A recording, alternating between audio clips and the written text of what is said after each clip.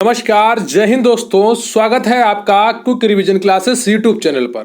आज आप करेंगे मुख्य सेवका भर्ती 2022 के ऑफिशियल सिलेबस पर आधारित पहला मॉक टेस्ट।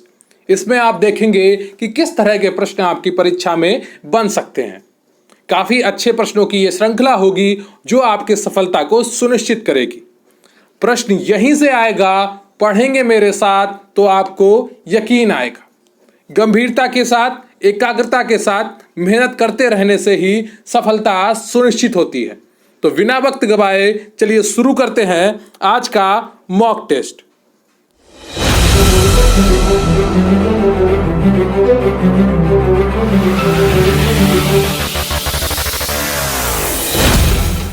तो आप देख रहे हैं quick revision classes YouTube channel. कि इससे पहले कि मैं आपका मॉक टेस्ट शुरू करूं, मेरी आपसे एक रिक्वेस्ट है कि कृपया वीडियो को लाइक कर लें, चैनल को सब्सक्राइब कर लें और आपके कमेंट बहुत ही महत्वपूर्ण होते हैं हमारे लिए। तो कमेंट करके जो प्रश्न पूछे जाएं वीडियो के दौरान उनके उत्तर जरूर दीजिएगा और कमेंट करके ये भी बताइएगा कि आपको वीडियो कैसा लगा। मुझे आपके कमेंट्स का इंतजार रहता है। तो आज है मॉक टेस्ट 1, जिसमें आज का आपके लिए प्रश्न है कि भारत में राष्ट्रीय टीकाकरण सप्ताह कब मनाया जाता है। प्रश्न आपका है कि भारत में राष्ट्रीय टीकाकरण सप्ताह कब मनाया जाता है। इसका उत्तर आपको कमेंट बॉक्स में लिखना है। भारत में राष्ट्रीय टीकाकरण सप्ताह कब मनाया जाता है, इसका उत्तर आपको कमेंट बॉक्स में लिखना है। चलिए शुरू करते हैं आज का मॉक टेस्ट। लेकिन उससे पहले मैं आपको एक छोटी सी जानकारी देना चाहता हूं, क्योंकि हमारे चैनल पर मुख्य सेविका गरिमा बैच चल रहा है, जो मुख्य सेविका स्पेशल पीडीएफ बैच है, जिसकी फीस मात्र 451 रुपये है। इस बैच में आपको एक बार थ्योरी पढ़ाई जाएगी, फिर एमसीक्यू से पूरा रिवीजन कराया जाएगा, फिर वन लाइनर से रिवीजन कराया जाएगा। व्हाट्सएप नंबर 9453366279 है। आज रात तक ही आपको सिर्फ 451 में ये बैच मिलेगा। कल से इस बैच की फीस 505 रुपये हो जाएगी। तो अगर आप अपनी मेहनत पर भरोसा रखते हैं, अपनी पढ़ाई को लेकर दृढ़ संकल्पित हैं, तो जरूर जुड़ें मुख्य सेविका गरिमा बैच से। मात्र 451 रुपये में आपकी पढ़ाई बहुत ही अच्छे से होगी। सभी क्लासेस की पीडीएफ आपको दी जाएगी, नोट्स की पीडीएफ दी जाएगी, 10 फुल पेपर जैसे मॉक टेस्ट और उनका सोल्यूशन भी आपको कराया जाएगा। और टेलीग्राम पर आप इसे QRC हेल्प सर्च करके वहां से भी जुड़ सकते हैं।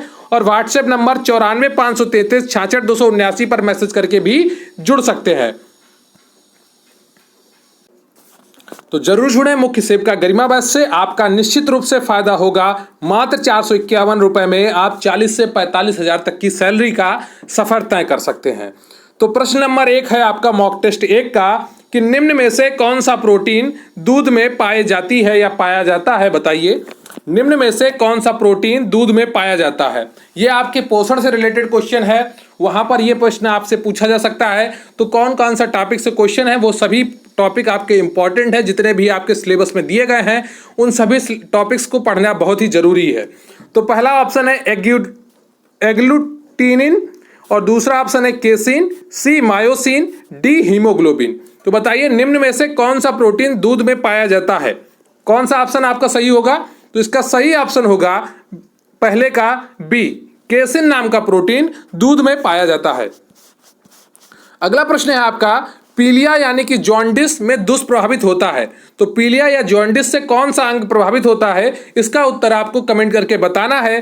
पहला प्रश्न ऑप्शन है अग्नाशय, दूसरा है अमाशय, सी यकृत में, डी छोटी आंत में। बताइए इनमें से कौन सा ऑप्शन आपका सही है। पीलिया यानी कि जॉन्डिस में दुष्प्रभावित होता है। तो कौन सा अंग दुष्प्रभावित होता है पीलिया से। ऑप्शन ए अग्नाशय, बी अमाशय, सी यकृत में, डी छोटी आंत में। तो कौन सा ऑप्शन आपका सही है। तो दूसरे का ऑप्शन इसका सी सही है। यकृत जो होता है वो पीलिया में प्रभावित होता है, उस पर असर पड़ता है।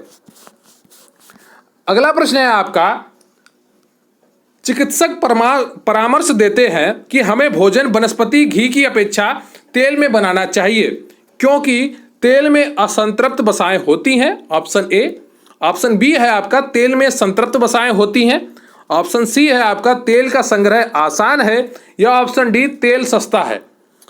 चिकित्सक परामर्श देते हैं कि हमें भोजन वनस्पति घी की अपेक्षा तेल में बनाना चाहिए, क्योंकि कौन सा ऑप्शन आपका सही है। ऑप्शन ए तेल में असंतृप्त वसाएं होती हैं, बी तेल में संतृप्त वसाएं होती हैं, सी तेल का संग्रह आसान है, डी तेल सस्ता है। तो बताइए इनमें से कौन सा ऑप्शन आपका सही है। चिकित्सक परामर्श देते हैं कि हमें भोजन वनस्पति घी की अपेक्षा तेल में बनाना चाहिए, तो इसका सही ऑप्शन क्या हो जाएगा तीसरे का। तो तीसरे का सही ऑप्शन है ए, तेल में असंतृप्त वसाएं होती है। क्लियर है आपको, तो ए ऑप्शन आपका बिल्कुल सही हो जाता है।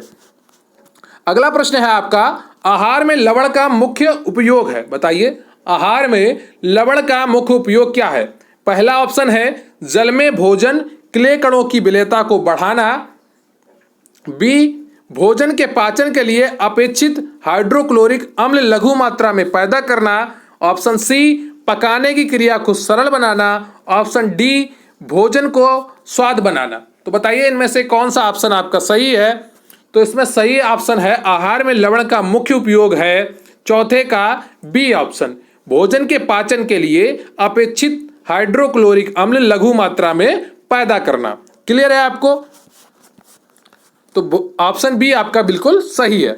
अगला प्रश्न है आपका, वसा में घुलनशील विटामिन होते हैं, बताइए वसा में घुलनशील विटामिन कौन से होते हैं। Option A tocopherol, niacin, cyanocobalamin, option B calciferol, carotene, tocopherol, option C ascorbic acid, calciferol, riboflavin, और ऑप्शन डी है आपका थायमिन, कैरोटीन, बायोटीन। तो इनमें से कौन सा ऑप्शन आपका सही हो जाएगा। वसा में घुलनशील विटामिन कौन होते हैं, तो इसलिए विटामिन के नाम भी याद होना बहुत जरूरी है, क्योंकि प्रश्न में ऑप्शन कुछ भी हो सकते हैं आपके।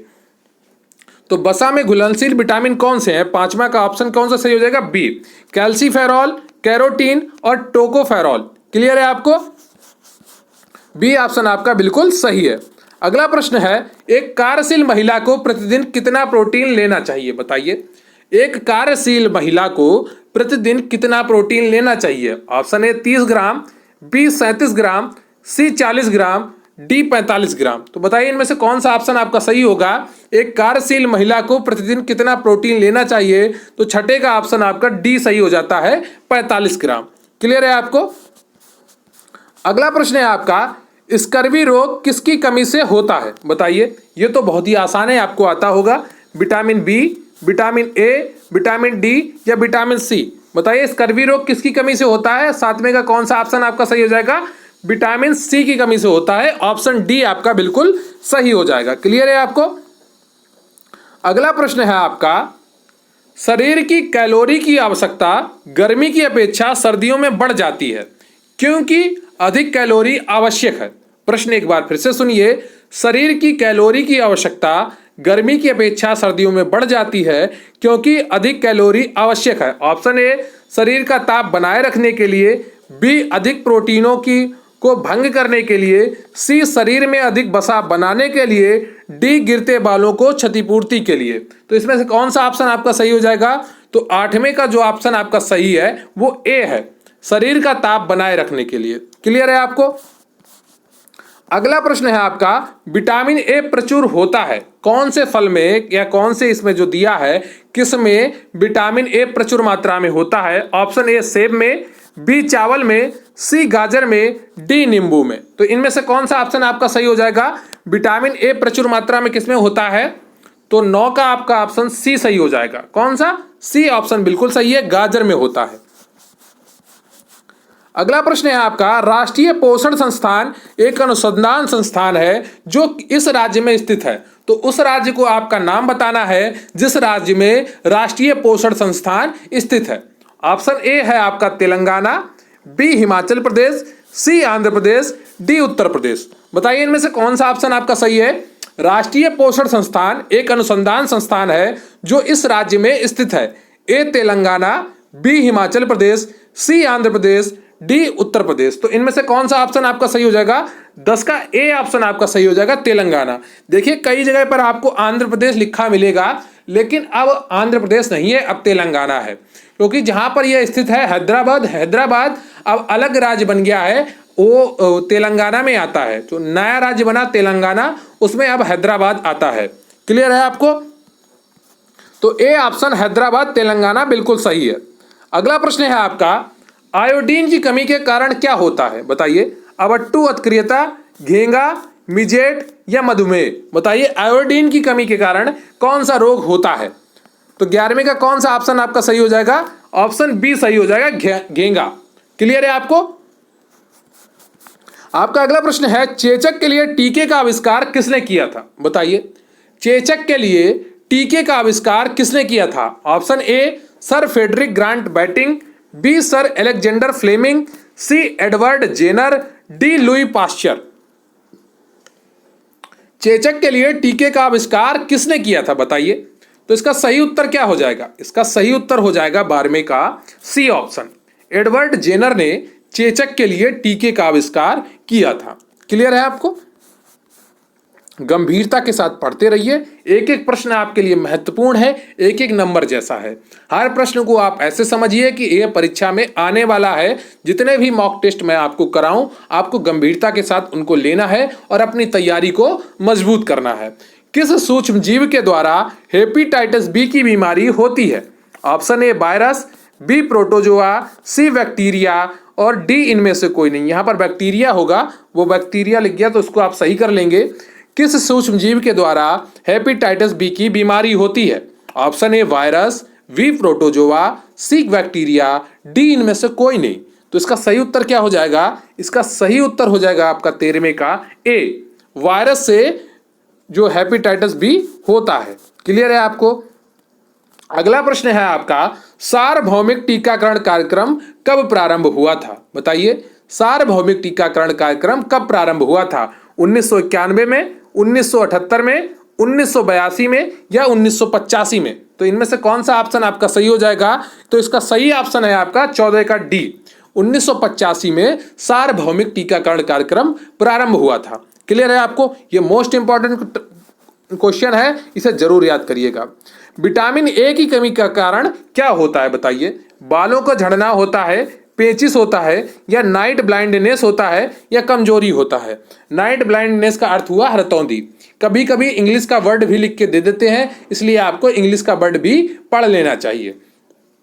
विटामिन ए की कमी के कारण क्या होता है? बालों का झड़ना होता है या पेचिस होता है या नाइट ब्लाइंडनेस होता है या कमजोरी होती है? तो इसका सही उत्तर क्या हो जाएगा? तो 15वें का जो सी ऑप्शन है बिल्कुल सही है, नाइट ब्लाइंडनेस विटामिन ए की कमी के कारण होता है। तो सी नाइट ब्लाइंडनेस यानी कि रतौंधी। अगला प्रश्न है आपका, विश्व स्वास्थ्य संगठन से भारत कब जुड़ा था? प्रश्न एक बार फिर से सुनिए, विश्व स्वास्थ्य संगठन से भारत कब जुड़ा था? ऑप्शन ए 12 जनवरी 1948, बी 12 अगस्त 1948, सी 7 अप्रैल 1948, डी 12 जुलाई 1948। तो बताइए इनमें से कौन सा ऑप्शन आपका सही है? विश्व स्वास्थ्य संगठन से भारत कब जुड़ा था? तो इसका ऑप्शन नंबर ए सही हो जाएगा आपका 16वें का, 12 जनवरी 1948 को भारत विश्व स्वास्थ्य संगठन से जुड़ा। तो अगला प्रश्न है आपका, सार्वभौमिक टीकाकरण कार्यक्रम में किसे टीका लगाया जाता है? केवल शिशुओं को, केवल गर्भवती महिलाओं को, ए और बी दोनों को या सभी को? सभी का मतलब पूरी जनसंख्या को। तो सार्वभौमिक टीकाकरण कार्यक्रम में किसे टीका लगाया जाता है बताइए?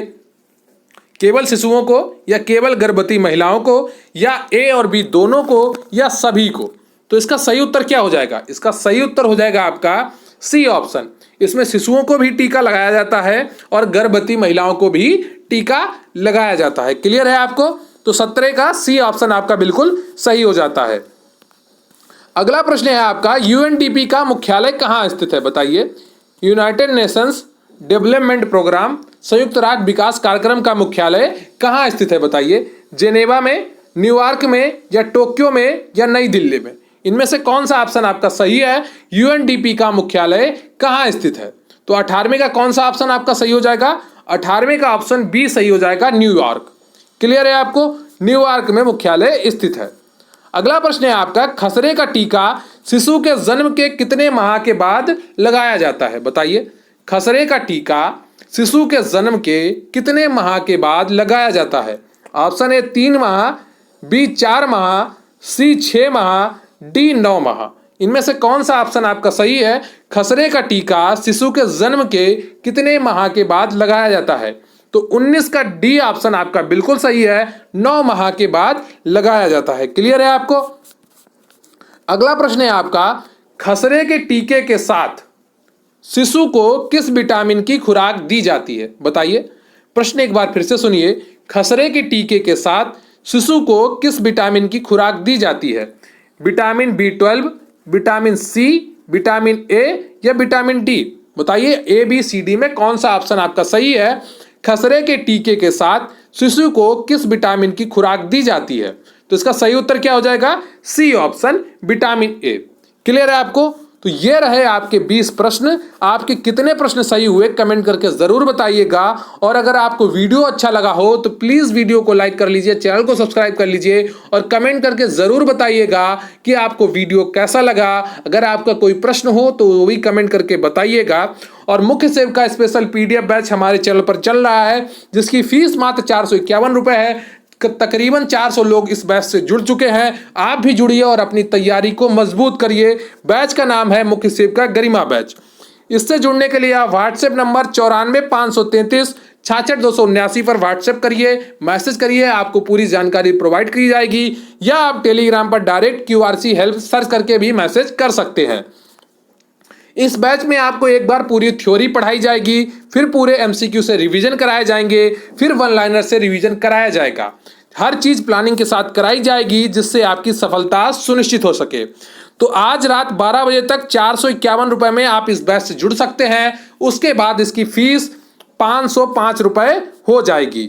तो जरूर जुड़ें इस बैच से और अपनी तैयारी को मजबूत करें। मुख्य सेविका स्पेशल PDF बैच मात्र 451 रुपए में आप इस बैच से जुड़कर अपनी सफलता सुनिश्चित कर सकते हैं। अगर आप में मेहनत करने की काबिलियत है, आपने मुख्य सेविका गरिमा भर्ती में अपना स्थान पक्का करने का सपना देखा है, तो जरूर जुड़ें मुख्य सेविका गरिमा बैच से अपना स्थान पक्का करने के लिए मात्र 451 रुपए में। मैं फिर एक बार कहूंगा, आज रात 12 बजे तक ही 451 फीस है, उसके बाद 505 हो जाएगी। ऑफर सीमित समय के लिए है, तो जरूर जुड़े मुख्य सेविका गरिमा बैच से, आपका निश्चित रूप से फायदा होगा।